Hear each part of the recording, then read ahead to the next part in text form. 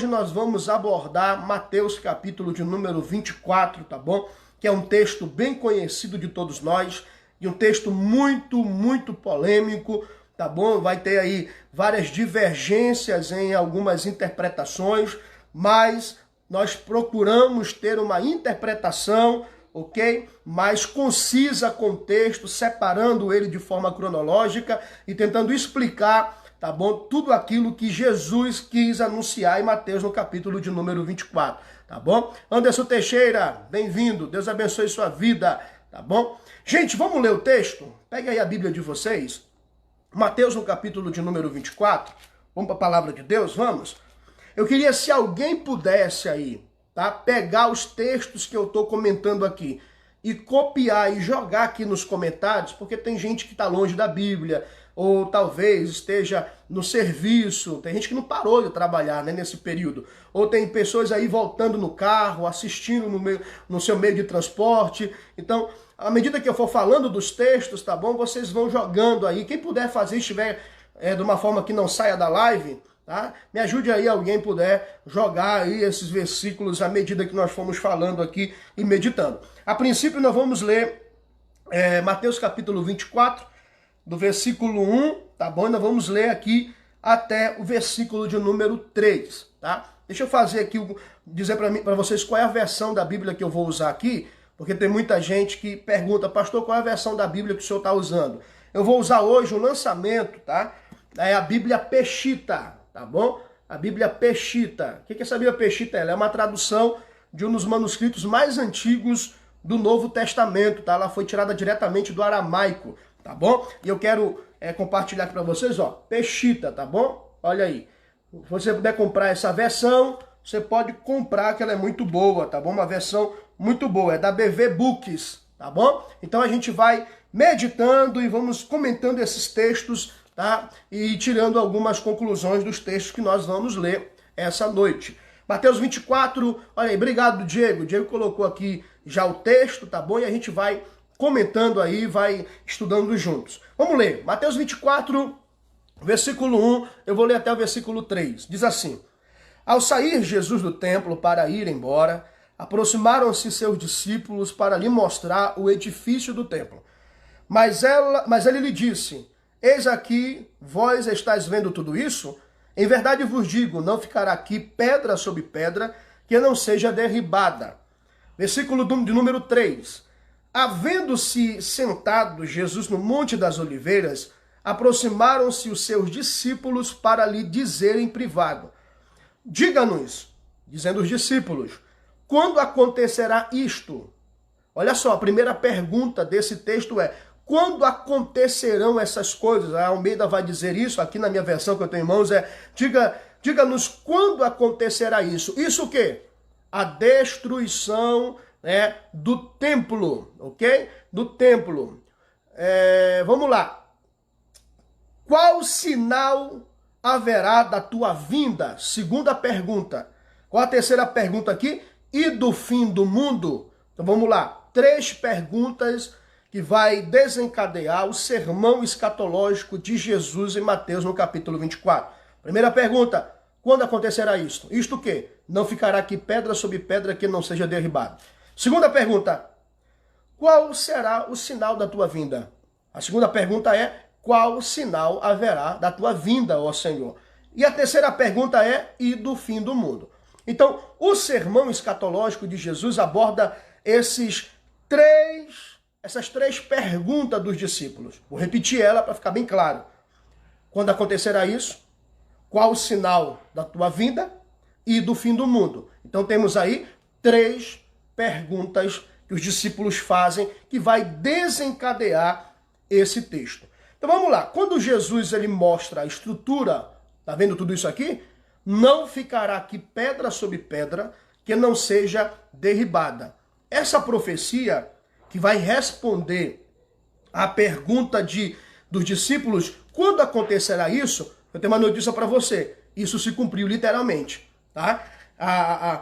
O templo de Jerusalém ele foi literalmente destruído. Não ficou pedra sobre pedra que ficou de pé. Todo o templo foi destruído. Quando isso aconteceu, pastor Janderson? Aconteceu exatamente 70 anos após a ascensão de Cristo. Ou seja, 70 anos depois de Cristo, esse templo foi totalmente destruído. Não ficou pedra sobre pedra em pé. Todo o templo foi destruído. Então nós vamos entender que nesse sermão do capítulo 24, Jesus está respondendo isso.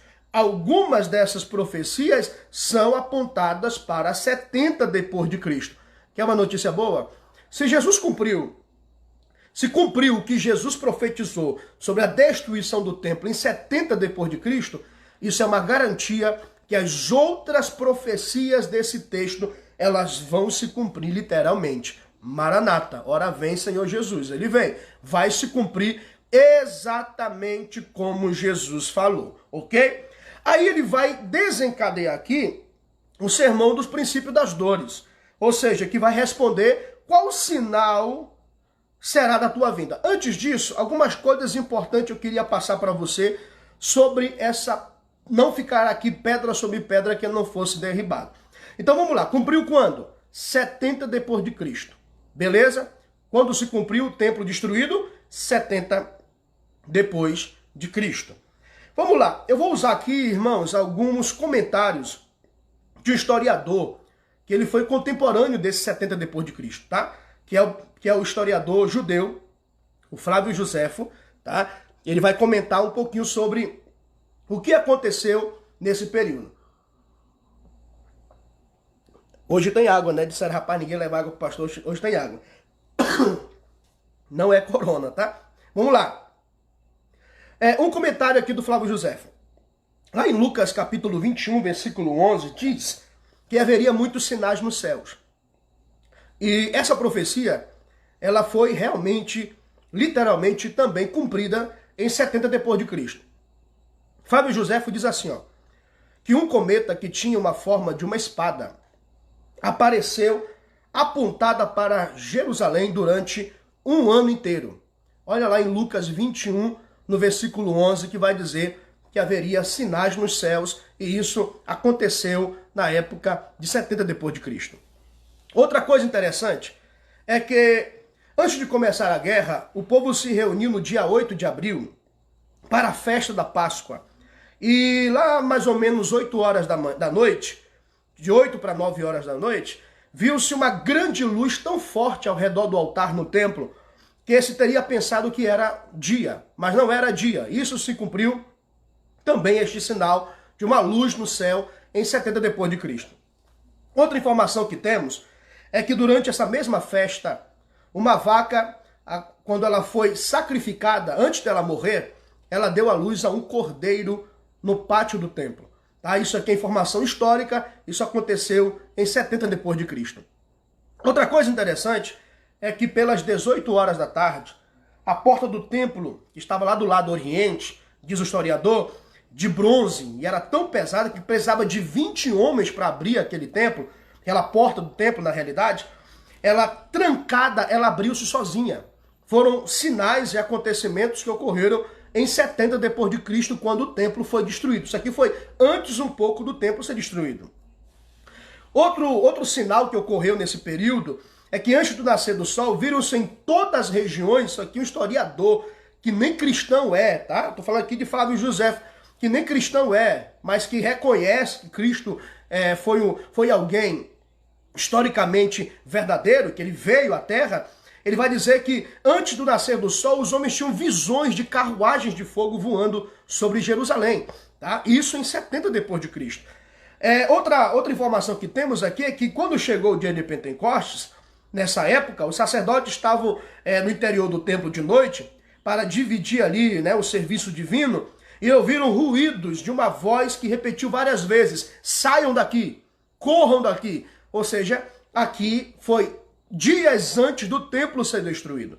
E para nós concluirmos isso, esse relato está lá na página 680 do livro 6, do capítulo 31 da história dos Hebreus. Então, gente, quando Jesus falou que não ficaria pedra sobre pedra que não fosse derribada, isso realmente aconteceu. E houve grandes sinais, tá? Grandes sinais nos céus vozes, luz, que propagou aí o início do cumprimento dessas profecias de Jesus, que não ficaria aqui pedra sobre pedra que não fosse derribado. E isso nós temos até hoje, o templo de Jerusalém totalmente destruído, apenas o muro das lamentações, e ainda tem que dividir ali com a mesquita de Alá, e aí aquela briga dos judeus com os islâmicos, acerca daquele lugar que é sagrado para ambos os povos, e até hoje esse templo ele está destruído. Agora nós vamos ter já a preparação para o anticristo, que vai ser a reconstrução desse templo, onde o anticristo vai se sentar querendo ser Deus e querendo receber adoração como Deus. Então, gente, literalmente como Jesus falou. Isso é uma garantia de que as outras profecias também irão se cumprir. Você crê que Jesus vai voltar? Você crê que as profecias acerca de Cristo vão se cumprir? Com toda a convicção. Porque as outras que deveriam se cumprir anteriormente já se cumpriram. 70 depois de Cristo, o templo foi destruído e não ficou pedra sobre pedra, e cumpriu-se literalmente como Jesus falou. Amém? Então, você crê nisso? Você realmente entende que essa profecia é cumprida? Que em 70 depois de Cristo, Jerusalém foi saqueada pelos romanos, o imperador Tito invadiu a cidade e destruiu o templo? Então, isso se cumpriu literalmente. Aí nós vamos observar aqui, gente, que Jesus vai respondendo essas perguntas, Não ficará aqui pedra sobre pedra, os sinais, os acontecimentos, Ele vai desencadeando aí, contando agora sinais que também falam da sua vinda, ok? Da sua vinda. Então vamos lá. Ele vai descrever aqui, antes de eu começar a falar desses sinais, do capítulo de número 3, até o capítulo de número 8, nós temos aqui o princípio das dores. Ou seja, os sinais que são chamados de princípio das dores. Amém? Então vamos lá, essa palavra princípio das dores, eu falei no último vídeo, vou repetir de novo hoje, vem da palavra grega arche, ou arche, odinon, que significa o quê? Dores de parto. Falei isso no vídeo passado, hoje eu vou focar bastante nesse texto, ok? Ele vai dizer que isso tudo aí é o quê? O princípio das dores, que se refere aos acontecimentos que falam da vinda de Cristo até a consumação do século. Quando essas coisas começarem a se intensificar, falei isso também no vídeo passado, ou seja, uma dor de parto, nós sabemos muito bem que quanto mais se aproxima a hora da criança nascer, mais os intervalos são menores e as dores são mais intensas. Então, Jesus está explicando aqui que esses sinais, ao aproximar-se da sua vinda, eles seriam intensificados ainda mais. Ou seja, os intervalos seriam pequenos. Você consegue me entender? Então, tudo isso é o princípio das dores, ok? Então vamos lá, vamos comentar um pouquinho esse texto. Pastor Janderson, qual é o primeiro princípio das dores que nós temos aqui? Qual é o primeiro sinal do princípio das dores? Eu queria que você pegasse a sua Bíblia e deixasse ela aberta em Mateus capítulo 24. Vamos ler o versículo de número 4, que nos diz assim: respondendo-lhe Jesus, disse: acautelai-vos, para que ninguém vos engane. Ok? Vamos repetir?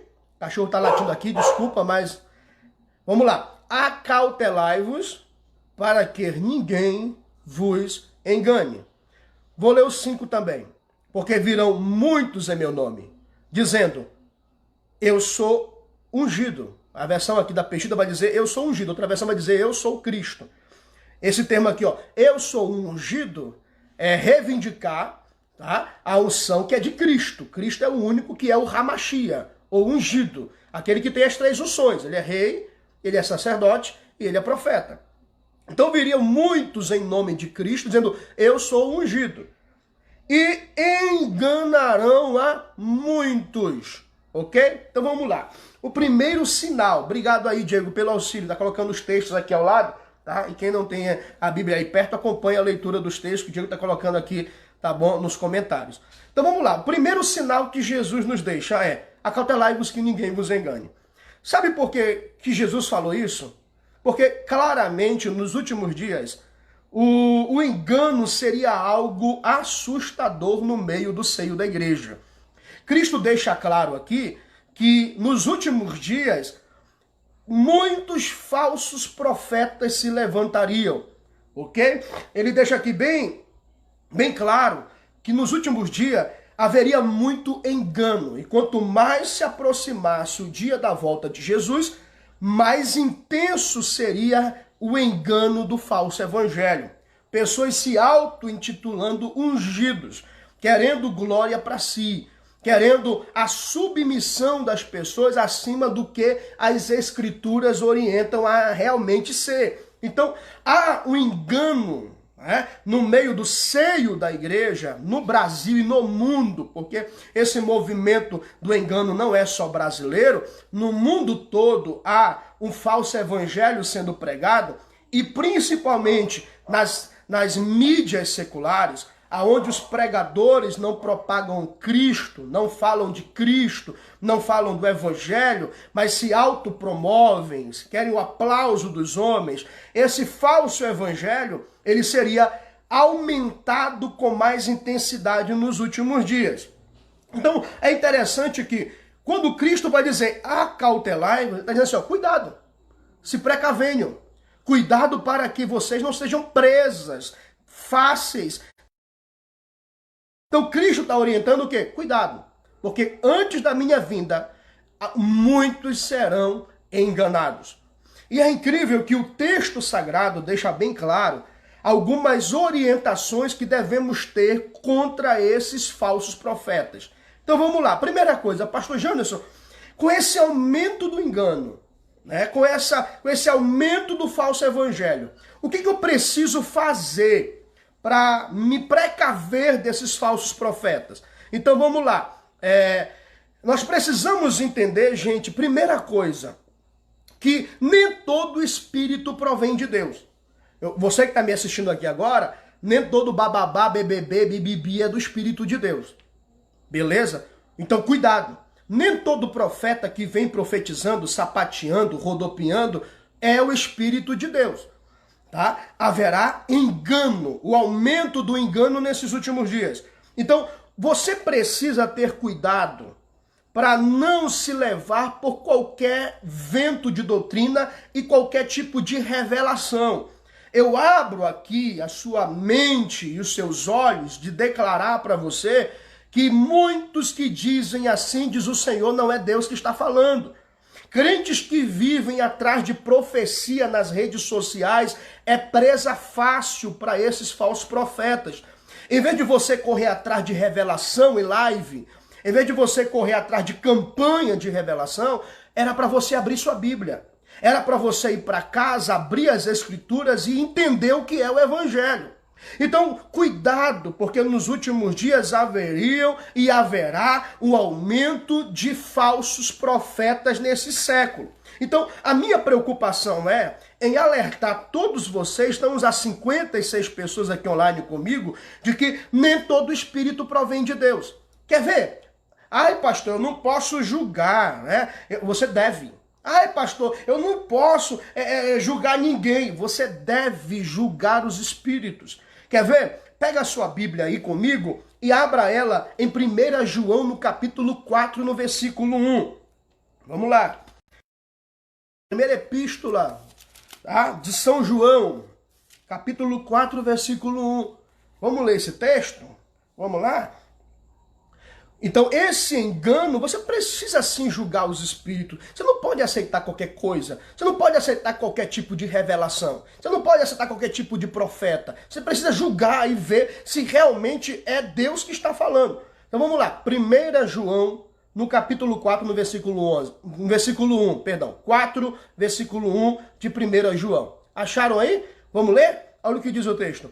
Não crede em todos os espíritos. Olha que interessante, Amados meus, antes julgai os espíritos, para saber se são de Deus, porque tem saído pelo mundo muitos falsos profetas. Então, olha a Bíblia dizendo, você precisa julgar os espíritos. para saber se é de Deus ou não. Então, esse falso engano, esse engano na realidade, esses falsos profetas que estão aí propagando, inclusive tem um dizendo que Jesus ia voltar hoje, né? E não aconteceu. Então, existem muitos falsos profetas que estão aí vendendo o evangelho, profetizando o que Deus não mandou profetizar, passando aquilo que Deus não revelou, ensinando um falso evangelho, anunciando que teve visões disso, visão daquilo. E eu já vi alguns falsos profetas no Facebook colocar tigela de macumba na frente da câmera do celular. Então, nós precisamos entender que não podemos crer em todo espírito. Você precisa julgar se o espírito é de Deus ou não. Você não pode sair aceitando qualquer coisa. Então, vivemos um tempo, pessoal, que a maioria dos crentes vivem atrás, se alimentam de profecia, se alimentam de profetada, se alimentam de assim diz o Senhor, sendo que a Bíblia está fechada em casa, sendo que nunca leu a Bíblia toda, nunca procurou estudar as Escrituras, mas corre atrás de profetada, de profetas de internet, de profetas andarilhos nas igrejas que andam profetizando sem ter o Espírito de Deus nas suas vidas. Então, gente, vivemos um tempo, desculpe o que eu vou dizer para você, vivemos um tempo em que se nós colocássemos em uma peneira as pregações de hoje, infelizmente, não há pouco resquício do evangelho que Cristo pregou. Se Jesus pregasse hoje, ele seria crucificado de novo. Se João Batista pregasse hoje, ele seria morto e decapitado de novo. Por quê? Porque hoje, dificilmente, em muitos sermões, nós não ouvimos falar de Cristo, não ouvimos falar do evangelho, não ouvimos falar da cruz, não ouvimos falar de renúncia, não ouvimos falar de santidade. Agora, a chave de carro, chave de casa, vitória financeira, campanha do fogo, e passa debaixo do fogo, e passa debaixo do manto, e passa debaixo do corredor, e banho de óleo, e banho de óleo. Desculpe se eu estou realmente sendo duro com você nessa noite, mas eu estou preocupado com a sua alma. Nem todo espírito provém de Deus. Nem toda profecia vem dele, gente. Então você precisa julgar. Ai, pastor, julgar. Porque esse subterfúgio de usar o texto de Mateus 7,1, que diz, né, não julgueis para que não seja julgado, e muita gente usa isso como subterfúgio do seu erro, mas a Bíblia manda você julgar os espíritos. Peguem a sua Bíblia. Vou dar um conselho para você. Quando você ouvir um sermão de um pregador, e ele mandar você fechar a Bíblia e colocar no banco, não feche a Bíblia e não coloque no banco. Que isso, pastor? Sim. Você não pode fechar a Bíblia e colocar no banco. Abra a Bíblia e examine se a pregação do pastor está realmente de acordo com as Escrituras. Examine os espíritos e veja se realmente são de Deus ou não. Estamos falando do primeiro sinal, o sinal do engano. Daqui a pouquinho eu abro para perguntas, tá bom? Então os irmãos que estão aí ligados conosco, por favor, segure a pergunta de vocês e me coloque aí no final, quando eu falar assim, ó, liberado para pergunta. Aí você coloca, senão eu não vou conseguir responder e ficar no texto, tá bom? Então vamos lá, cuidado, prove os espíritos, examine os espíritos. Nem tudo que reluz é ouro, nem todo anjo de luz vem de Deus. A Bíblia nos diz, lá em 2 Coríntios 11, que o próprio Satanás se transfigura como anjo de luz. Nem todo espírito provém de Deus. Segundo texto, vamos lá, 1 Tessalonicenses capítulo 5, versículo 21. Vai lá comigo. 1 Tessalonicenses capítulo 5, o versículo é o versículo de número 21. Vamos lá. Você precisa julgar os espíritos, sim, e você precisa examinar, ok? 1 Tessalonicenses capítulo 5, versículo 21 diz assim, ó, examinai tudo e retende o bem. Vou repetir. Examinai tudo e retende o bem. Gente, tem gente que fala aqui, pastor, mas eu estou aqui numa falsa igreja, num falso evangelho, eu retenho o que é bom, o resto eu não aceito. Não é isso que o texto está dizendo. Examinai tudo, retende para a sua vida o bem. Aquele que é crente, aquele que tem caráter, aquilo que é verdadeiro, ok? Então você precisa ficar com o que é bom. O que não é bom, meu irmão, Você não pode permanecer no lugar onde o evangelho não é pregado. Pastor, o senhor está dizendo o quê? Eu estou dizendo para você que você precisa examinar o sermão.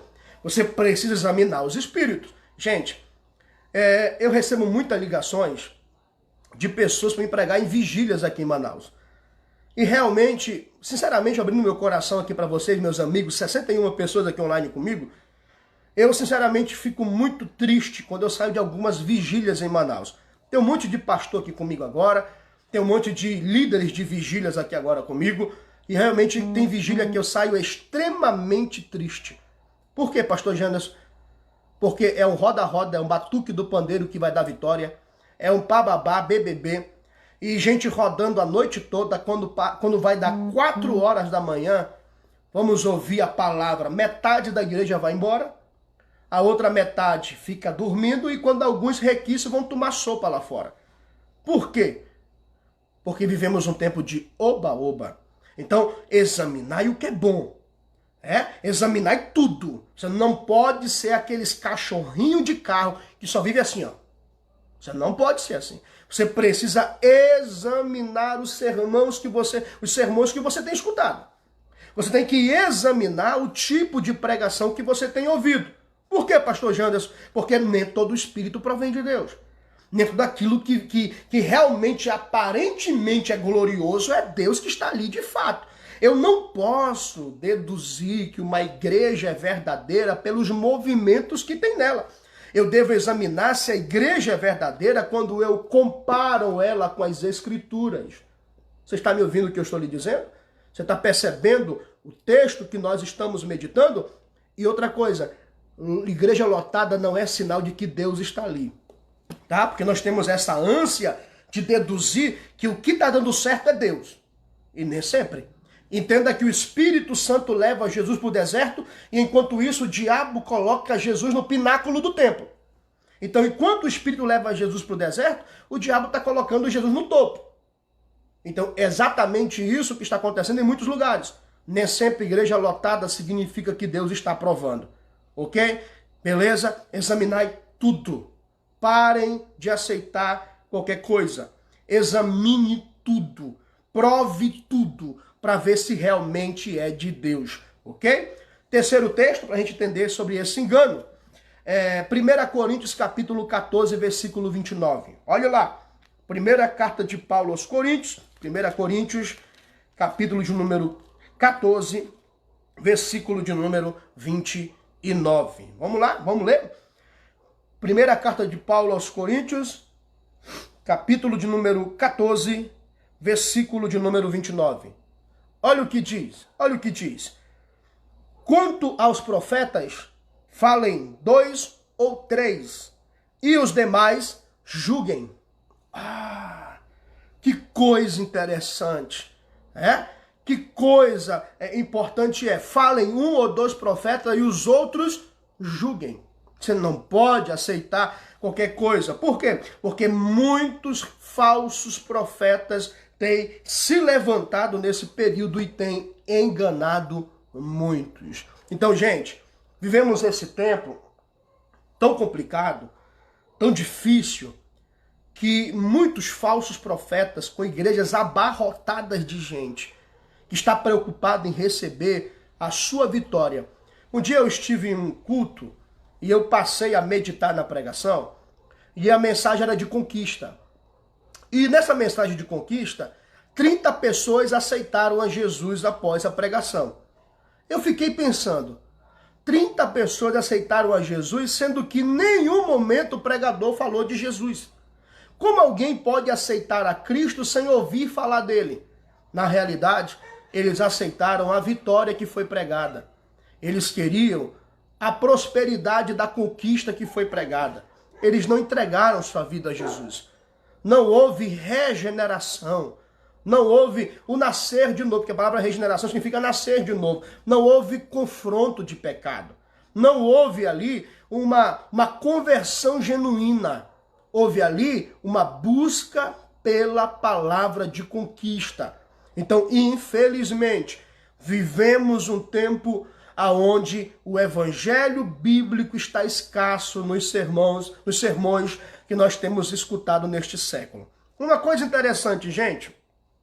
Qualquer um que afirme falar em nome de Deus, enquanto simultaneamente leva pessoas para longe da verdade bíblica, está explicitamente demonstrando que é um falso profeta.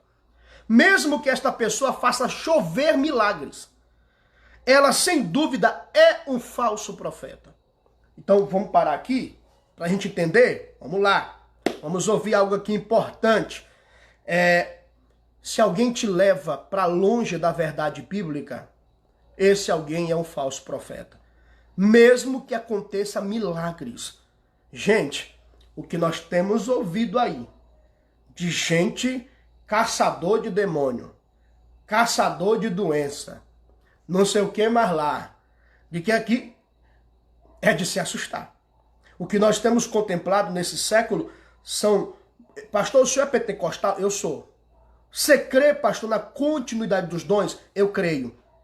Mas milagre não é sinônimo de salvo, de salvação. Vou repetir. Nem todo mundo que faz pseudos milagres significa que realmente é de Deus. Não, eu não posso examinar o ministério de alguém pelo milagre que ele faz, mas sim pelo seu caráter.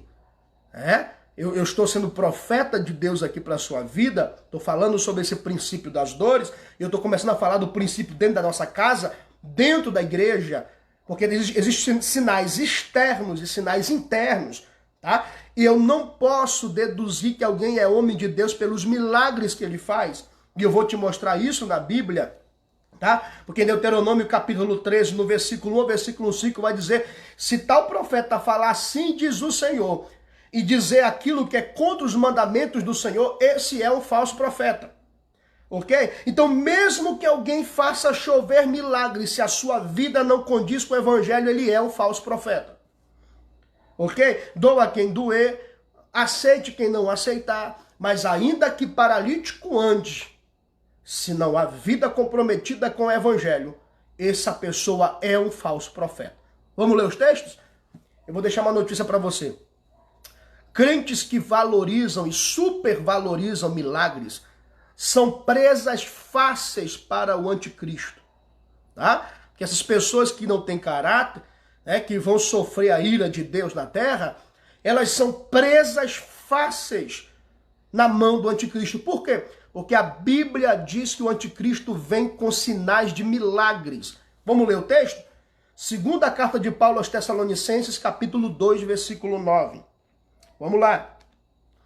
Segunda carta de Paulo aos Tessalonicenses, capítulo 2, é o versículo de número 9.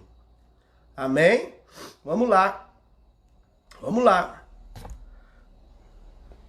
Vamos lá. Capítulo 2, versículo 9 de 2 Tessalonicenses. Diz assim: porque a vinda daquele iníquo será conforme a operação de Satanás, com todo o poder, sinais e prodígios. Então, a vinda do anticristo será acompanhada de sinais e de milagres. Então, crentes que vivem atrás de milagres serão presas fáceis para o anticristo e falso profeta. Tá? Outro texto, Mateus 24, versículo 24. Vamos ler esse texto? Vamos lá? Mateus capítulo 24, versículo de número 24, que diz assim: porque surgirão falsos cristos e falsos profetas, e realizarão grandes sinais, se possível for, até os escolhidos. Então você percebe que sinais não é sinônimo de aprovação divina? Nem todo mundo que anda curando é de Deus. Nem todo mundo que anda tirando carne do bucho dos irmãos é de Deus. Tem muitos desses que são prostitutos, que são homens sem caráter, que andam aí, andarilhos, traindo a esposa, fazendo todo tipo de aberração com o evangelho, enganando muitas vidas, e muitos são aprovados pelo povo evangélico, que não vai para culto de doutrina, que não vai para a escola bíblica dominical, que não aceita uma repreensão, porque profeta é o de fora, mas o pastor da casa não pode falar. Então, gente, nem todo tipo de profecia, sinais significam que essa pessoa é de Deus.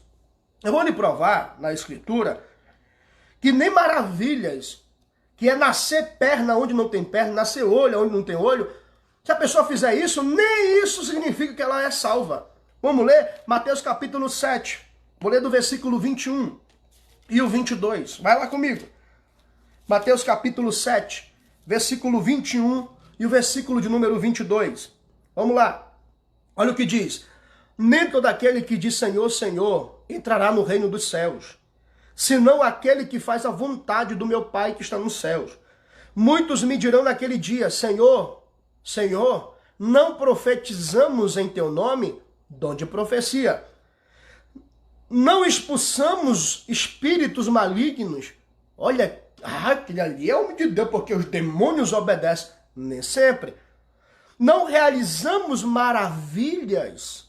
Maravilha, meu irmão, é nascer braço aonde não tem braço, nascer perna aonde não tem perna. Olha o versículo 23. E eu declararei, não vos conheço, apartai-vos de mim, vós que praticais a iniquidade. Então você consegue entender que nem sempre alguém que faz milagre significa que essa pessoa é de Deus. O próprio anticristo vai vir com sinais e prodígios. Você entendeu isso? Hã? Você compreendeu isso? E entenda algo, querido. Que mesmo que um anjo pregue um outro evangelho, mesmo que apareça um anjo de luz de fogo, com labareda, com cajado na mão, com sandália de fogo, sapato de fogo, chapéu de fogo, que for de fogo, aparecer no teu quarto, dizendo um outro evangelho, Gálatas capítulo 1, versículo 8 diz, se mesmo que um anjo vos pregue um outro evangelho, além daquele que vos foi dito, seja anátema. Você sabe o que significa a palavra anátema? Maldito. Então nenhum anjo pode pregar um evangelho diferente do evangelho que Cristo deixou para cada um de nós. Ok? Então, as grandes seitas vieram de onde? De revelações. Se você for lá numa certa religião, né, chamado de mormonismo, você vai ver lá que Joseph Smith recebe de um anjo um outro evangelho. Então, se você for nas outras seitas, eles dataram a vinda de Jesus através de revelação e erraram. Se você for observar, todas as seitas, elas surgem de revelações. Você não pode aceitar um outro evangelho que vai contra as escrituras, nem de um anjo, nem de uma visão, nem de uma revelação, porque eu estava no monte, desceu o cavalo branco. É amaldiçoado. Não é Deus que falou. Não é Deus que está ali se revelando. Então, acautelai-vos que ninguém vos engane. Ok? Acautelai-vos, o engano é uma realidade desses últimos dias. É interessante, ó, um dos primeiros hereges da história da igreja, Montano, no século II, depois de Cristo, se autodeclarou o Paráclitos, ou seja, o Consolador, o que tinha a unção do Espírito, dividiu a igreja no século II. Você vai observar que Maomé, no século VII, se autodeclarou, né, um profeta tendo uma revelação divina. Aspas aí, né? Você vai observar que no século XIX, Joseph Smith, através de um anjo, já falei, Moroni, ele recebeu um outro evangelho. E hoje é cada aberração que nós ouvimos de pessoas que dizem que recebem visões e revelações e pregam um outro evangelho que não é bíblico. Este sinal não é de agora. Isso já vem acontecendo ao longo dos tempos, aonde nunca se viu a igreja tão longe do evangelho quanto a igreja desse tempo que nós estamos vivendo. Nunca se viu um evangelho tão pobre quanto esse que nós estamos ouvindo. Porque o evangelho não fala das riquezas dessa terra. O evangelho fala das riquezas celestiais, que são muito maiores do que as daqui, que a traça e a ferrugem, os ladrões minam. Isso se acaba. Mas o evangelho bíblico é o evangelho que perde a vida aqui e ganha lá. É pequeno aqui, será maior lá. Isso é o evangelho de Cristo. Então, nós vamos entender, meu povo, que nem todo sinal provém de Deus. Então, acautelai-vos que ninguém vos engane. Se você vê na sua Bíblia, 2 Coríntios capítulo 11, no versículo 14 ao versículo 15, você vai observar que o próprio Satanás se transfigura em anjo de luz. Então não é de se assustar que até o inimigo das nossas almas, ele vem transfigurado em anjo de luz. Então nem tudo que brilha é Deus. Amém? Nem tudo que vem com fogo é Deus. Cuidado, cuidado. Vamos continuar para a gente concluir pelo menos esse primeiro sinal? Para a gente for falando dos sinais, né, durante a semana? Vamos lá. É interessante, gente, que qualquer um que vive em luxúria, que vive em pecado, que vive em iniquidade, que vive em pecados de cunhos sexuais, que vive de pecado em cunhos morais, que escandaliza o evangelho com as suas obras más, todos esses são falsos profetas. Porque de uma fonte não pode vir água doce e amarga ao mesmo tempo. Você não pode servir a dois senhores. Não tem como dizer assim, porque o profeta errou. Errou não, ele é um falso profeta. Porque quando é de Deus, meu irmão, se ele for usado por Deus, a Bíblia nos diz isso. Que se o profeta profetizar algo e não se cumprir, esse é um falso profeta. Então, hoje a gente se contenta, aceita qualquer coisa, e o engano é algo que tem crescido neste século. Pastor, como é que eu posso conhecer que alguém realmente é homem de Deus? Pelo fruto. Mateus capítulo 7, versículo 20 diz, pelos frutos vocês os conhecerão. Como é que eu posso entender que alguém é homem de Deus? Como ele é em casa, como ele trata a esposa, como ele trata os seus familiares, como ele trata as pessoas da sua igreja. Porque existe vários que amaldiçoam em vez de abençoar. Existe vários que vivem uma vida de luxúria e de pecado tão imorais.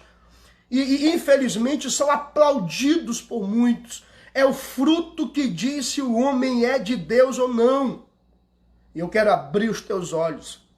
Olha quem você está escutando.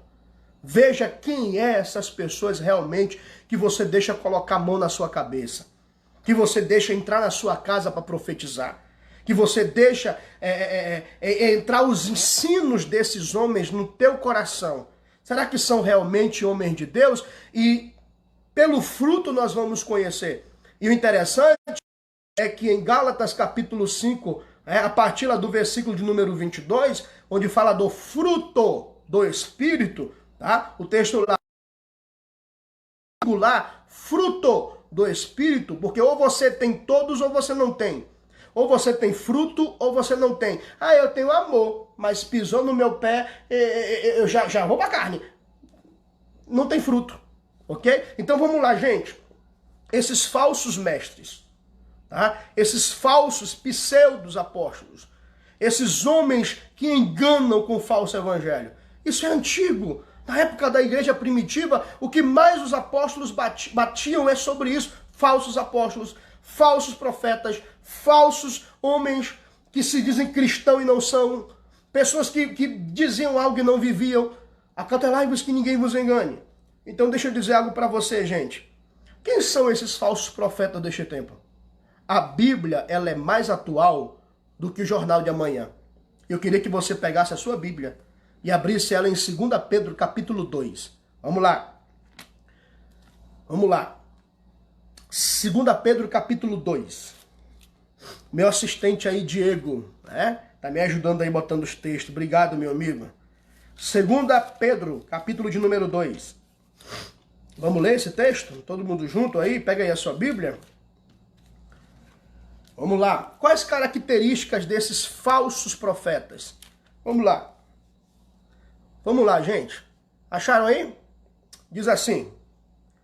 Mas também houve entre o povo falsos profetas, como também haverá entre vós falsos mestres, que introduzirão heresias destrutivas, e negarão o Senhor que os redimiu, trazendo sobre si mesmo destruição repentina.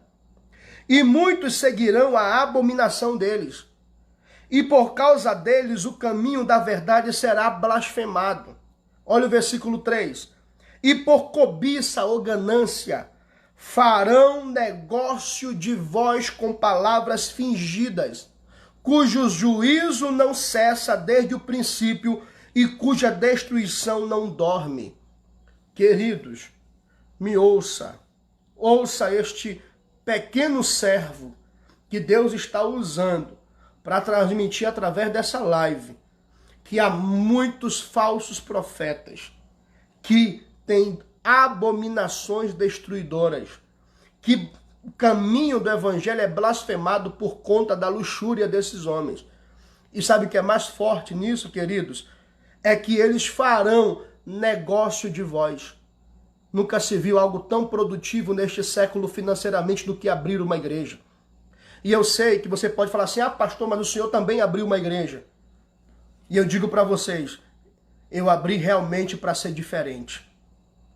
Eu abri realmente com um nome tão sério que é Restaurando Vidas, porque eu pedi de Deus que a minha prioridade seja vidas, almas restauradas através da palavra de Deus, ok? Então entenda algo, hoje o evangelho se transformou em algo produtivo. Farão negócio de vós com palavras fingidas, mensagens encomendadas, com altos valores por trás negociado. Vem aqui e você fala isso, para arrancar essa oferta, para depois nós dividir no meio a oferta.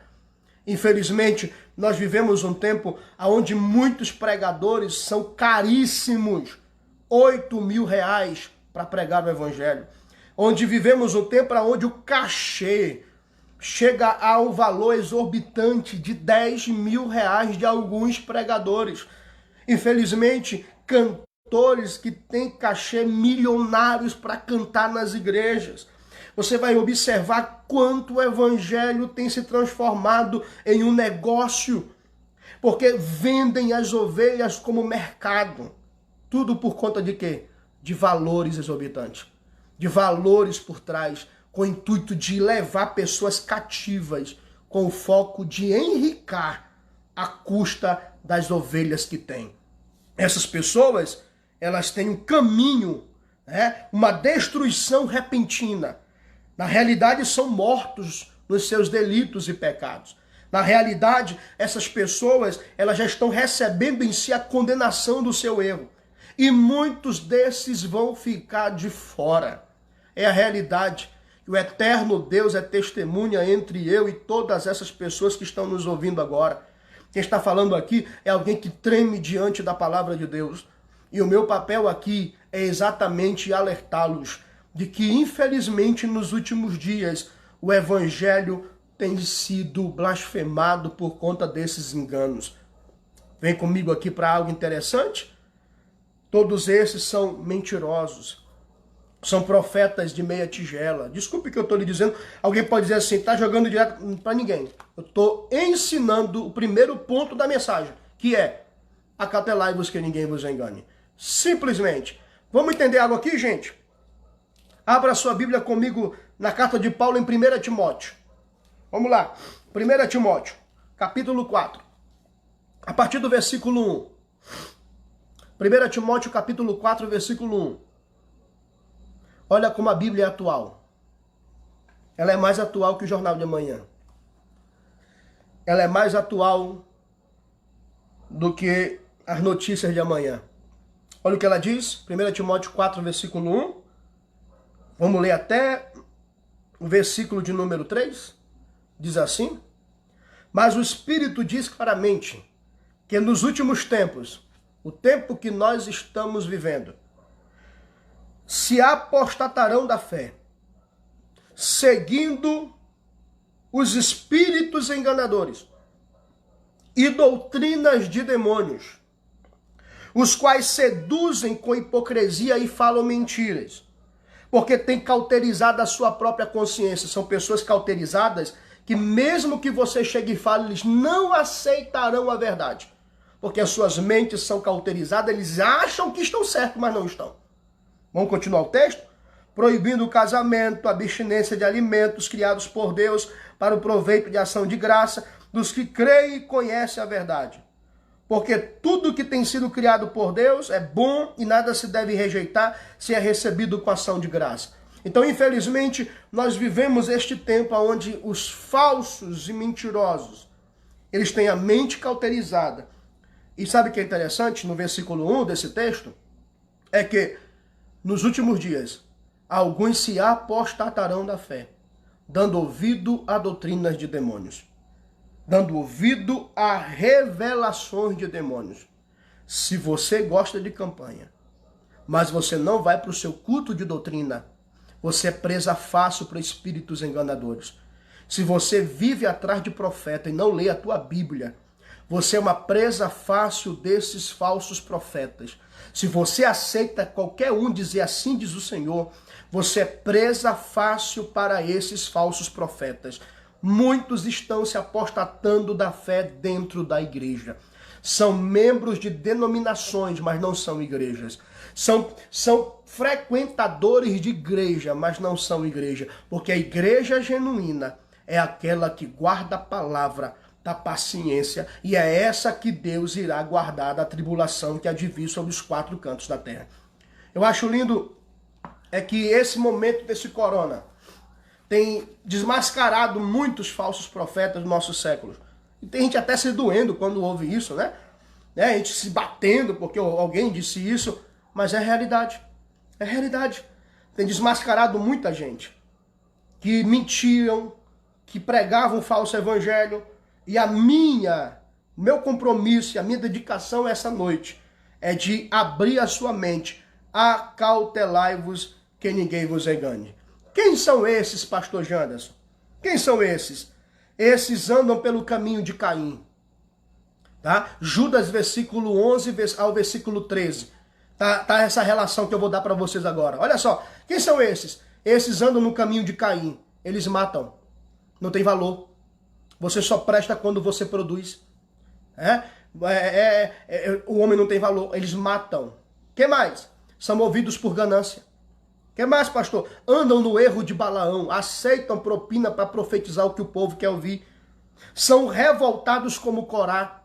Ou seja, tenta repreendê-los. Eles se revoltam. São rochas submersas no fundo do oceano. Ou seja, afundados nos seus delitos. São apacentadores de si mesmo. Está lá em Judas, versículo 11 ao 13, viu? Você vai lá para Ezequiel 34, o texto diz, ai dos pastores que a si mesmos se apacentam. São apacentadores de si mesmo. São nuvens sem águas impelidas pelo vento. São árvores que mesmo em plena estação de frutos, são infrutíferos. São desarraigados e duplamente mortas. São árvores mortas, não produzem.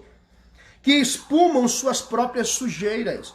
Estrelas errantes, para as quais tem sido guardadas a negridão das trevas, para sempre. Judas, verso 11 ao verso 13. Obrigado, Diego. Então nós estamos aí entendendo que se alguém se declara profeta e proclama uma suposta revelação, e a tal revelação não se cumpre, esse é um falso profeta. Deuteronômio capítulo 18, versículo 20 ao versículo 22. O texto vai ser bem claro. Se alguém profetizar e tal revelação não se cumprir, não é que errou, é um falso profeta. Tá? Pare com esse negócio, é porque errou. Não, é um falso profeta.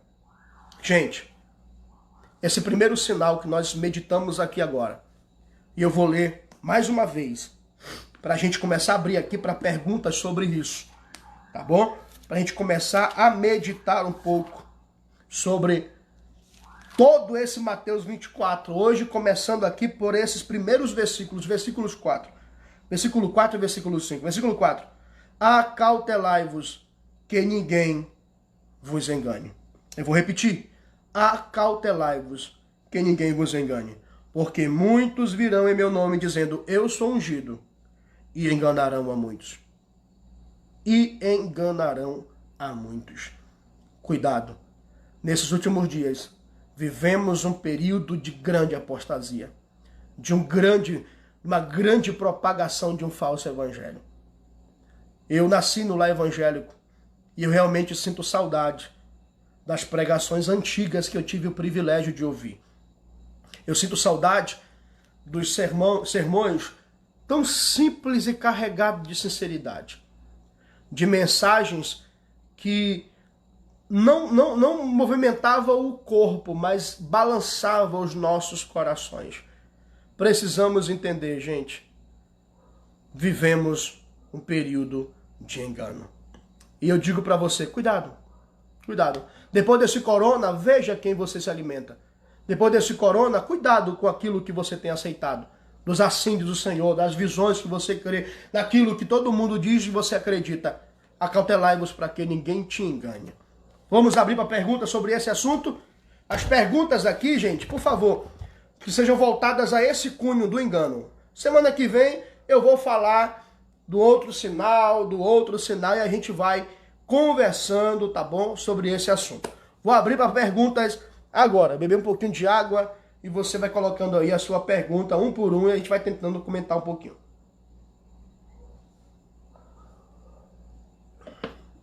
Vamos lá. Vamos lá, gente. Quem tiver alguma pergunta voltada para o engano, coloque aqui. Se não tiver, vai dizendo amém, pastor. Entendi. Amém. Estou sem pergunta. Compreendi. O senhor tirou minhas dúvidas. E a gente vai entendendo que vocês estão aí alimentados nessa noite. E a gente conclui a live orando por vocês. E minha oração é que Deus tire as escamas dos olhos dessa geração e que nós possamos voltar rapidamente ao evangelho genuíno. Vamos lá. Vamos lá, Samuel Rodrigues. Pastor, o evangelho do reino já foi pregado em todo mundo? Gente, entendam algo. A Bíblia nos diz que este evangelho do reino será pregado em todo mundo, então virá o fim. O texto não diz que Jesus virá, tá bom? Vou ler o texto aqui, vamos lá. Mateus 24, versículo 14. Vamos lá. Porque tem pessoas que dizem assim, Jesus só vai voltar quando o evangelho for pregado no mundo todo. O texto não diz isso, tá? Vamos ler o texto?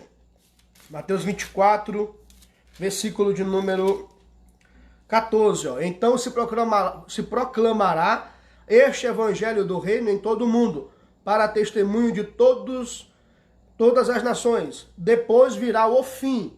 A minha pergunta é, a volta de Jesus é o fim? Não é. Depois do arrebatamento da igreja haverá 7 anos de tribulação. Depois disso haverá 1000 anos de paz. Aí depois é que quando o último inimigo, que é a morte, ser destruído no juízo final, então virá o fim. Então, gente, a gente não pode usar o texto fora do que ele realmente está dizendo. Tá bom? Então, não existe nada que fale acerca da volta de Jesus como, só vai acontecer se isso acontecer. É iminente. Acontece numa hora que a gente não sabe, tá? Então essa profecia aí, Samuel, então virá o fim. Não fala que Jesus só vem quando isso acontecer. Beleza? Vamos lá, mais perguntas. Ó, tem gente entrando agora, tá bom? Depois vocês vão assistir toda a live. Tá aí, olha, o Diego botou aí, ó. Mateus 24, 14. Ó, e este evangelho do reino será pregado em todo mundo, como testemunha a todas as nações, e então virá o fim. Não fala aí, então ele virá. Fala que virá o fim. Ok? Vamos lá, gente. Mais perguntas? Poxa, é um prazer enorme, ó. 61 pessoas conosco. Só Deus faz isso, gente. Só Deus realmente faz isso. Tá? Obrigado aí pela participação de todos vocês. Perguntas? Vamos lá? Deixa eu beber mais um pouquinho de água aqui.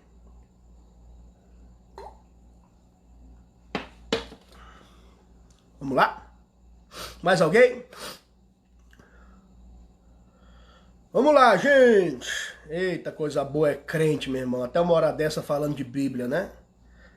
Isso só acontece quando o crente ama a palavra de Deus. Zero pergunta, meus irmãos? Então não vamos concluir, né?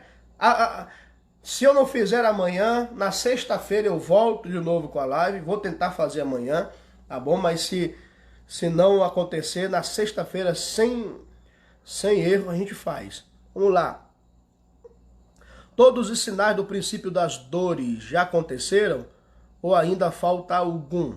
Se nós formos observar, Fernando Moraes, todos eles já estão acontecendo. Por quê? Deixa eu te explicar. Você lembra que eu falei para você que esses sinais são como as dores de parto?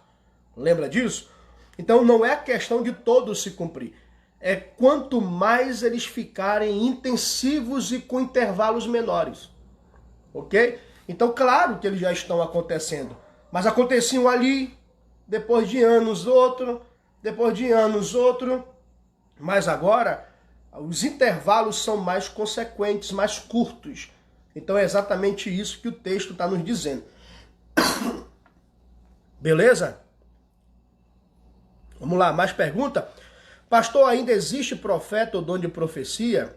Sim, eu creio que existe sim, meu amigo Lucas Felipe. Eu creio que existe sim. Mas ela existe com 3 finalidades. Eu vou ler aqui o texto, tá bom? Lá no capítulo 14, versículo 3 de 1 Coríntios, tá? Deixa eu responder aqui a pergunta do Lucas Felipe. Pastor, existe profecia? Existe. Qual a finalidade? 1 Coríntios capítulo 14, versículo 3, diz assim, ó, mas o que profetiza, fala aos homens para edificação, exortação e consolação. Então, as profecias se encaixam nessas 3 coisas: edificação, exortação e consolação. Fora isso, não é profecia. Não existe profecia para casamento, tá? Não existe nada disso. A profecia tem 3 finalidades: edificar, consolar e exortar. Então, quem prega está profetizando. Está profetizando a palavra de Deus. Tá ok? Eu creio que existe. Dentro dessas 3 finalidades. E 3 profetas falem, os outros julguem se é de Deus ou não. Tá? Então, eu não posso ter culto, ai, Deus não falou porque ninguém foi usado em profecia. Não existe isso. Tá? A maior autoridade do culto é a palavra. Não há culto quando a palavra não é pregada. Ok? Então esse negócio de que eu não vim pregar aqui no culto não, eu vim só revelar. Não é Deus. Porque Deus jamais vai substituir a pregação da palavra por revelações. Ok? Então, tudo isso que acontece por aí, hoje eu não vou pregar, hoje eu vou só revelar. Fuja disso, meu irmão. Fuja disso. Porque a profecia são 3 finalidades. Passou disso, meu irmão, é invenção de homens. Beleza? Vamos lá, mais alguém? Pastor, qual o sinal que ainda falta acontecer, visto que a mídia não divulga quase nada? Como eu disse agora há pouco, gente, os sinais do princípio das dores, eles aconteceram ao longo da história, estão mais intensivos agora, tá bom? Então, o que falta não é o que falta, é quanto mais ficar intenso, mais sabemos que ele vem. Maranata, ora vem, Senhor Jesus, ok? Vamos lá, gente, mais pergunta. Querido pastor, com relação ao fundador pré-tribulacionista, Dom Nelson Darby, que promoveu uma nova doutrina totalmente desconhecida antes do século XIX, ou seja, isso não era pregado antes desse ensinamento. Olha lá, vamos lá. Eu falei isso ontem, né? Boa pergunta, eu falei isso ontem. Inclusive, meu TCC foi voltado à história do pré-tribulacionismo. Aí eu passei aí 6 meses focado em estudar um pouco sobre o surgimento do pré-tribulacionismo. Vamos lá. Essa pergunta dele é bem importante, tome a sua atenção agora. Qual é a linha escatológica do arrebatamento da igreja mais antiga? É o pós-tribulacionismo, tá? Os pais apostólicos, eles mostravam que a igreja passaria pela grande tribulação. Eu sou bem sincero de dizer isso. Se você procurar ensino pré-tribulacionista do século XIX para trás, você não vai achar. Você vai achar algumas citações de alguns pais apostólicos aparentemente dizendo que a igreja seria salvo da ira. Mas afirmando, nós não temos. Por quê? Porque até o século IV, Jonatas, o Apocalipse nem no canon estava. Tá? Então até o século IV da igreja, nem o Apocalipse era aceito como inspirado ainda. Então do século I até o século IV não havia um olhar para a escatologia. Eles não tocavam nesse assunto. Inclusive no século XVI, Lutero vai dizer que o Apocalipse nem deveria estar na Bíblia. Absurdo, né? Mas eles pensavam assim. Eles não tinham esse olhar para a escatologia bíblica. Eles não aceitavam esse olhar focado para as profecias bíblicas. Na realidade, eles realmente nem achavam o Apocalipse um livro interessante como Lutero. Isso vai se repetir com Calvino, com Armínio e toda a história aí tanto dos pré-reformadores como reformadores e no decorrer da história. No século XIX para o século XX, foi que começou a surgir grupos de estudos escatológicos. É aí que Darby entra. Darby realmente vai entrar aí dizendo que, biblicamente falando, há respaldo para dizer que a igreja não passaria pela grande tribulação. Então, mesmo que Darby traga algo novo, ele não traz algo novo. Ele traz uma interpretação de versículos bíblicos que afirmavam que a igreja seria salva da ira. Então, se você pegar o pré e examinar com as escrituras, você vai ver que há sim uma coerência. Como é que uma heresia, como é que eu posso identificar uma heresia? É quando eu comparo ela com as escrituras e ela desfaz o que a Bíblia diz. Aí é uma heresia. Então o que Darby falou, no final do século XIX ao século XX, comparando com as escrituras, tem textos que nos dá base para isso. Romanos 5,9, sendo justificado pelo seu sangue, seremos por ele salvos da ira. A 1 Tessalonicenses 1,10, esperar do céu o seu filho que nos livrará da ira vindoura. 1 Tessalonicenses capítulo 5, versículo 9, Deus não vos destinou para a ira. Então existem textos que nos afirmam. Então não se pode dizer, por conta de ser algo novo, no final do século XIX, início do século XX, que Darby veio ensinar o pré-tribulação. Isso que ele seja um herege. Não, porque existem textos que dão base a essa afirmação. Tá? Então, antes disso, eles nem sequer acreditavam no livro de Apocalipse.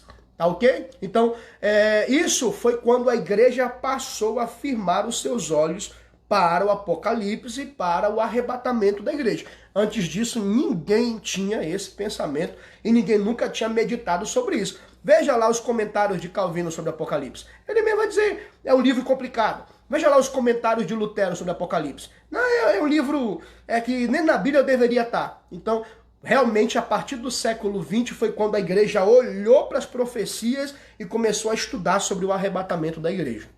Beleza? Vamos lá. A representatividade feminina de Deus no carnaval é uma manifestação dos últimos dias? Não entendi a pergunta, Samuel.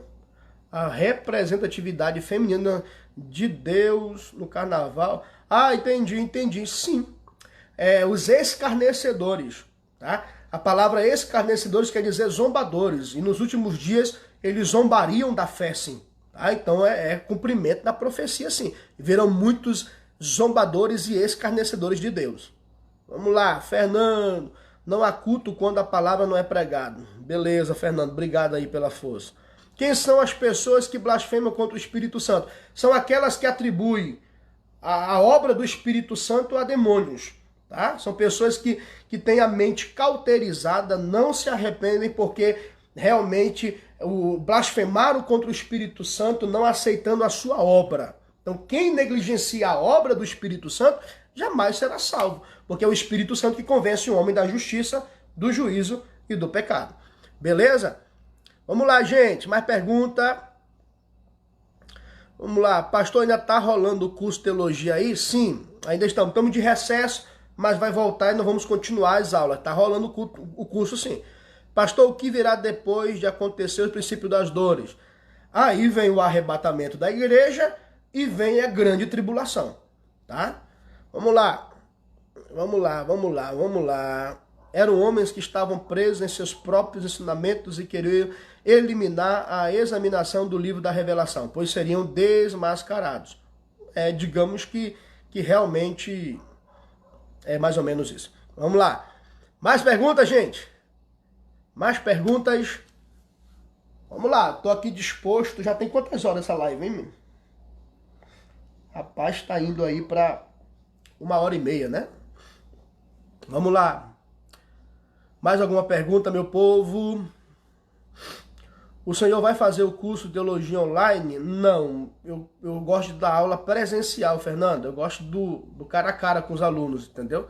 Pelo Face é meio complicado, online também é complicado. Eu gosto assim de estar perto, né?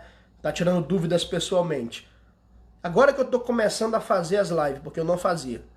Pastor, negar Jesus pode se considerar blasfêmia contra o Espírito Santo?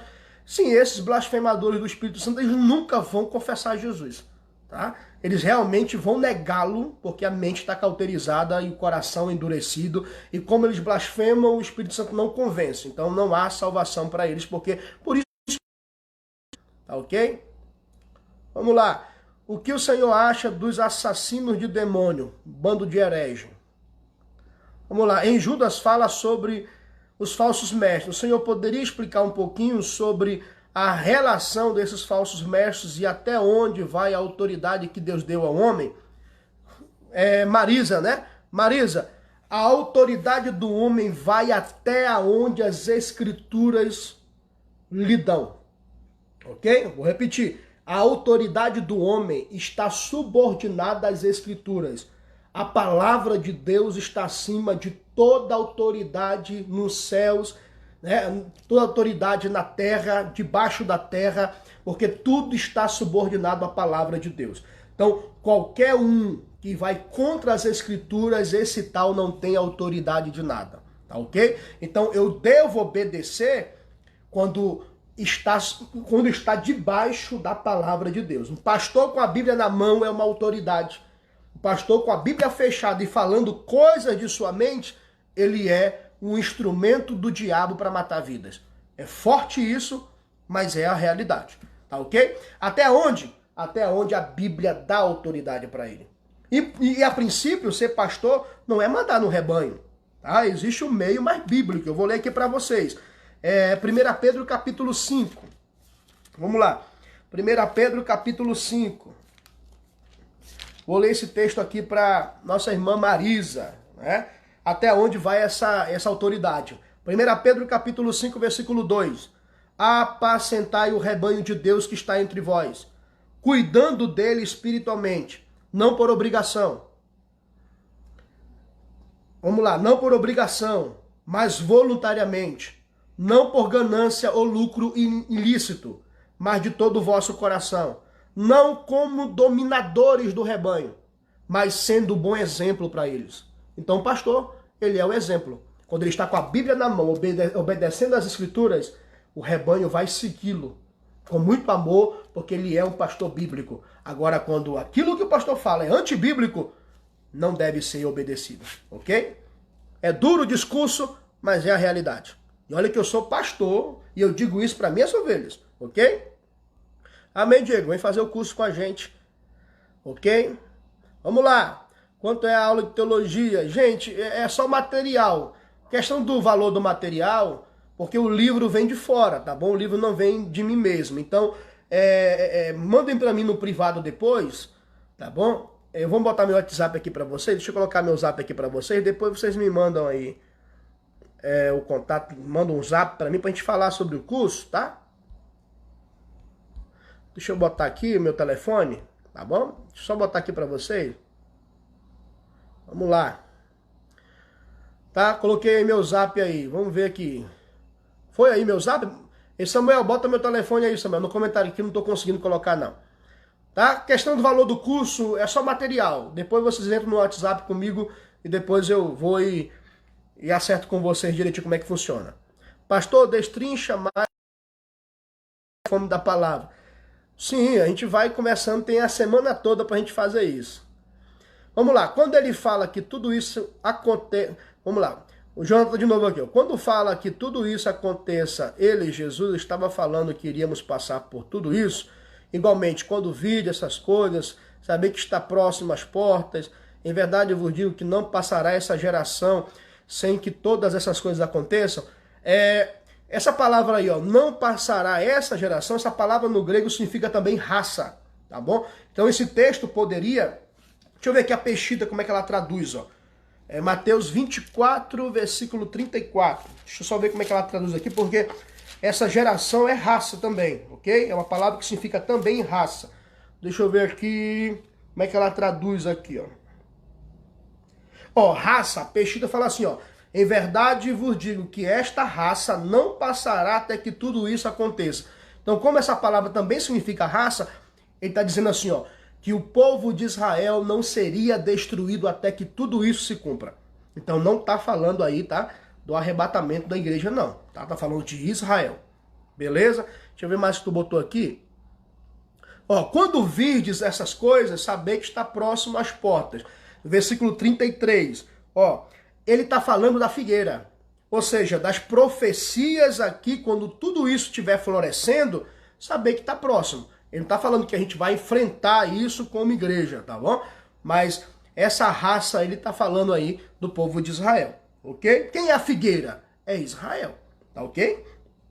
Por isso que tem que parar aqui e ver Mateus 24 de acordo com os tópicos. Por isso que eu estou falando devagar. O que é para a igreja, o que é para Israel, o que é para nós como povo de Deus. Então a gente tem que separar tudo bonitinho. Beleza? Ó, o curso depois me mandam aí. É pecado representar Deus como uma pessoa negra? Não, Túlio. A questão é que João capítulo 4, versículo 24, diz que Deus é espírito. Então Deus nem corpo tem. Tá? Deus é espírito. E espírito não tem mão, não tem pé, não tem olho. Quando a Bíblia diz que a mão do Senhor não está encolhida, é um antropomorfismo. O que é isso? Atribuições físicas a Deus. Então Deus não tem corpo, Deus ele é espírito. Então é errado tanto branco como preto, como negro, como alto. Deus é espírito. Quem tem corpo é Cristo, né? Cristo é o Deus em carne. E a Bíblia não diz acerca nem de raça, nem de cor, e nem de aparência. Uma coisa nós podemos dizer, que nada nele havia do que desejássemos. Então, o que a Bíblia fala é isso aí, tá? Então Deus em si não tem corpo, tá? Ele é espírito. Beleza? Nós vamos falar mais, Diego, vamos falar mais. Me falaram que Israel é o relógio do mundo com relação ao fim. É verdade? Sim, Israel é a figueira, tá? Então a gente precisa olhar para a figueira e ver quando ela florescer, tá perto. E ela já floresceu em dia 15 de maio de 1948, quando ela se torna uma nação. E hoje ela está florescendo, está se preparando, se fortalecendo. É sinal que ele está vindo, ok? Vamos lá. Obrigado, Diego, pelo versículo. Quando se trata de profecia e o tal do não toqueis nos ungidos do Senhor, como reagir? Pegar um texto do Antigo Testamento, que ungido eram os profetas que batiam nos reis, esse texto está falando disso. Quem eram esses não toqueis, não maltrateis os meus profetas, não toqueis nos meus ungidos? Era quem estava lá denunciando. Tá? Então esses pseudos pastores que enganam e falam, não toque em mim. E na verdade é eles que tocam nos profetas que denunciam seus pecados. Então eu não posso pegar esse texto do Antigo Testamento e dizer que os homens são intocáveis, porque senão a gente tem que voltar ao papado de novo. Né? Então vamos pedir perdão da Igreja Católica e vamos voltar para lá, porque lá o Papa é infalível. E a reforma protestante é isso, só a Escritura, só a palavra. Homem nenhum está acima da palavra. Ok? Então esse não toqueis nos meus ungidos aí é exatamente o contrário. É o rei, o líder, não maltratar os profetas que denunciam seus pecados. Beleza? Vamos lá. Pai do Senhor, pastor do Senhor, tudo... Vamos lá. É o equívoco Deus fazer o ser humano passar por tantas aflições para no final saber que se passa na mente das pessoas? Na realidade, os homens, né, não é Deus. Deus fazer o ser humano passar pela ira. O homem em si é merecedor da ira por conta dos seus pecados. Então, a condenação é o resultado das depravações dos seres humanos. Tá bom? Então, a soberania de Deus não tira a responsabilidade humana. O homem é pecador e ele merece o juízo. Mas Cristo morreu no lugar dos salvos para receber em si o juízo que era meu. Por isso somos salvos, porque ele bebeu o cálice que era para mim beber. Ele sofreu no meu lugar, por isso eu posso dizer que sou salvo. Beleza? Vamos lá. De repente conheço uns que fazem caquinha e depois vem com essa de não toquei. Infelizmente digo, essa é a realidade. Cadê o seu contato? Tá aí, botaram aí o contato. Pastor, aquela passagem que fala, ai das grávidas. Eu falei isso na última live, né? Tá falando de Jerusalém, quando o anticristo cercar a cidade e invadir, as grávidas vão ter dificuldade de fugir. E nesse mesmo texto, o texto fala, orai para que a vossa fuga não aconteça no sábado, porque o judeu não corre mais de 1 quilômetro no dia de sábado. Então essa profecia é para a invasão de Jerusalém pelo anticristo.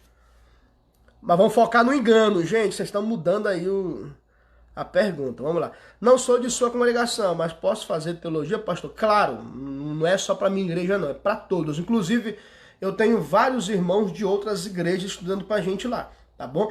E não é só para minha igreja, não. Eu tenho gente de lá, de ministérios diferentes. Eu tenho pessoas da Yadam. Tenho gente de muita denominação que estuda com a gente lá, tá bom? Vamos lá. Vamos lá. O que o Senhor me fala a respeito dos unicistas?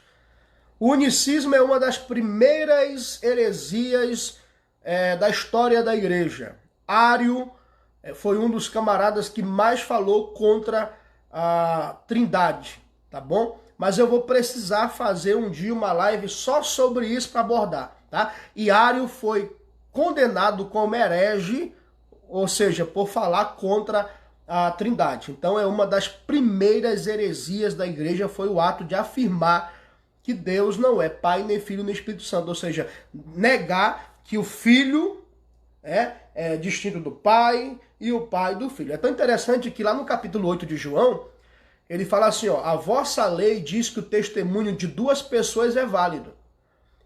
E eu não testifico a mim mesmo, mas o meu Pai testifica de mim. Então como é que Jesus vai usar um texto que duas pessoas que dá testemunho, a lei de Moisés dizia que esse testemunho é verdadeiro, e ele usa isso para ele, o Pai. Ó, nós somos dois. O Pai testifica de mim e eu dele. Tá lá em João capítulo 8. Então é uma das primeiras heresias da igreja, o unicismo. Pastor, Pai do Senhor, aquela passagem que fala da volta do Senhor, que fala, ai das grávidas. Falei agora há pouco, Vanessa. Está falando da invasão de Jerusalém e essas grávidas elas vão fugir. Ela vai ter dificuldade em fugir. Ele fala, ai das grávidas, orai para que a vossa fuga não aconteça no inverno e orai para que a vossa fuga não aconteça no sábado. Para a gente, o sábado é normal, mas para o judeu ele não corre no dia de sábado. Então, ai deles se o anticristo invadir a cidade no sábado. Ok? Já, gente, vamos lá. Mais perguntas. Estou concluindo a live, senão vamos passar a madrugada todinha aqui falando de Jesus. Aí haja garganta, haja voz, haja... Vamos lá, mais perguntas, vou encerrar agora. Últimas perguntas, vamos lá. Vamos lá. Se não tiver nenhuma pergunta, daqui a uns 10 segundos eu concluo a live. Vamos lá. Pastor, por que hoje as pessoas aceitam as doutrinas dos pregadores do YouTube do que nos pregadores presenciais? O que o Senhor tem a me dizer sobre isso? Vivemos, infelizmente, um momento tão complicado, exatamente por pessoas que correm atrás de talentos humanos, que elas acham que a pregação é gritar, rodar, pular, emocionalismo, e infelizmente essas pessoas elas valorizam muito mais os de fora do que os de casa que ela conhece. Então isso aí é realmente tudo a ver com o tema que nós estamos abordando aqui, o engano. As pessoas são atraídas pelos talentos humanos de quem elas não conhecem. E não é só os do YouTube, não. Se falar que vem um pregador que revela tudo, a igreja lota. Por quê? Porque eles querem isso. Eles não querem a palavra. Então é exatamente uma consequência do engano dos últimos dias, é que essas pessoas elas valorizam o que elas não conhecem. Quem canta bem, quem prega bem, quem fala bem, quem profetiza, quem revela, isso tem tudo a ver com a apostasia desses últimos dias. Vamos lá. Muitos são enganados porque estão focados nas coisas da terra e não no céu. Sim. Principalmente por não conhecer as Escrituras, Israel. Jesus falou assim, ó, examinai as Escrituras, porque elas testificam de mim. E por meio delas terás a vida eterna. Então eles são enganados porque não meditam na palavra. Ok? O que é a abominação da desolação? Mais detalhada. É exatamente o anticristo, tá? Lê Daniel 9:27, que fala que ele vai quebrar a aliança na metade da semana e depois ele trará a desolação. Então essa abominação da desolação é o anticristo na metade dos 7 anos, que ele vai se assentar no templo querendo ser Deus e os judeus não vão aceitar e aí ele se volta contra os judeus. Então é o anticristo. Lê Daniel 9, versículo 27. Beleza? Pastor, um assunto muito importante para a igreja, ainda mais no tempo que estamos. Poderia fazer uma live sobre regeneração, santificação e justificação? Sim, poderemos futuramente sim, Fernando. Vamos marcar, tá bom? Vai ser um prazer. O próprio apóstolo Paulo disse que não era eloquente no falar. Sim, né? Sim. Sobre Mateus 24, somente o verso 1 ao 13 é para a igreja, daí para frente é Israel. Isso. Porque ele pode se esconder atrás da tela depois que for exortado. É. Amém, meu povo? Mais alguma pergunta para a gente concluir? Vou até tomar um pouquinho mais de água aqui, que o negócio tá quente aqui mesmo.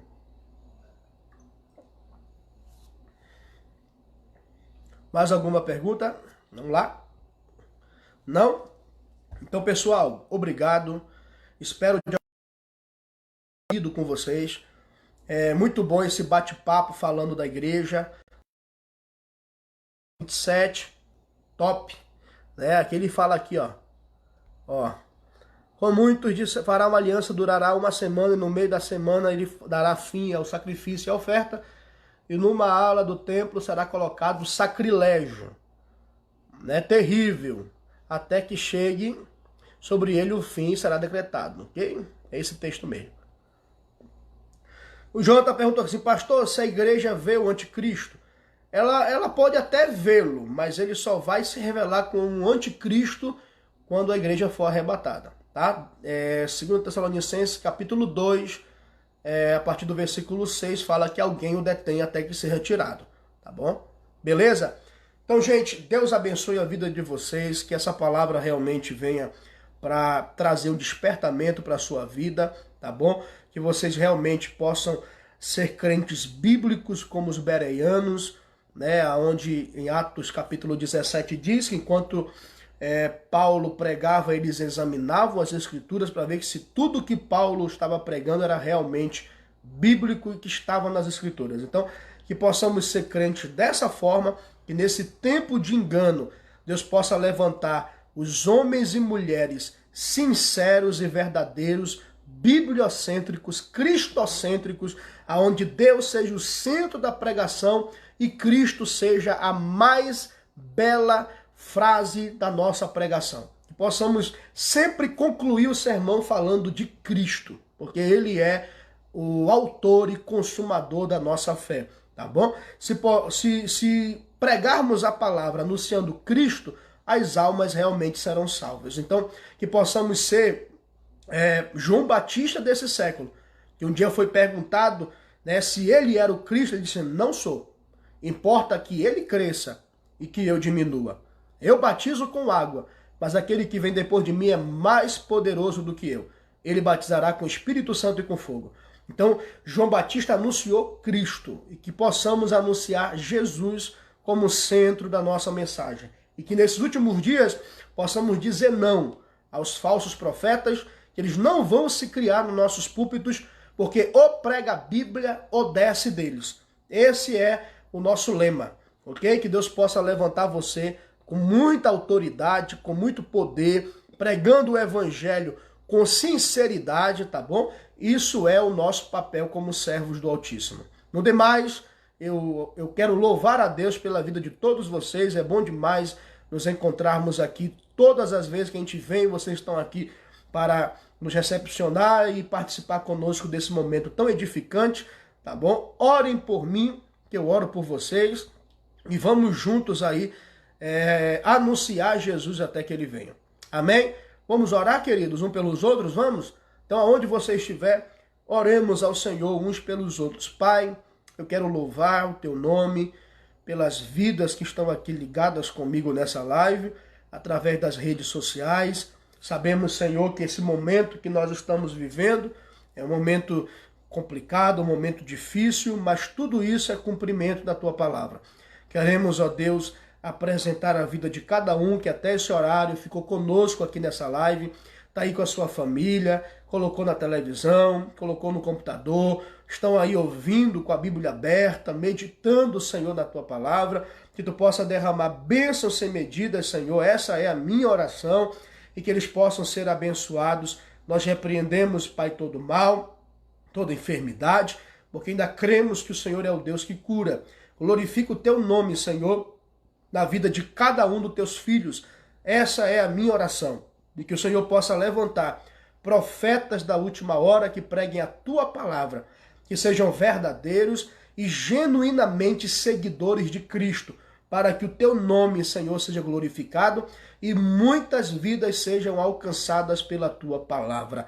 É o que nós oramos e te agradecemos no nome de Jesus. Amém e amém. Obrigado, meus irmãos. Obrigado, meus queridos. Deus abençoe grandemente a sua vida, tá bom? Obrigado pelo carinho. Meu tio João Xavier, vendo lá de Maringá. Deus abençoe a vida do seu tio, irmã Núbia. Deus abençoe as suas famílias. Deus abençoe a sua casa. Deus abençoe a sua parentela. Deus abençoe tudo aquilo que você colocar a mão para fazer. Que a bênção de Deus esteja sobre a sua vida, no nome de Jesus. Amém e amém. Muito obrigado. Que Deus te abençoe. A paz do Senhor.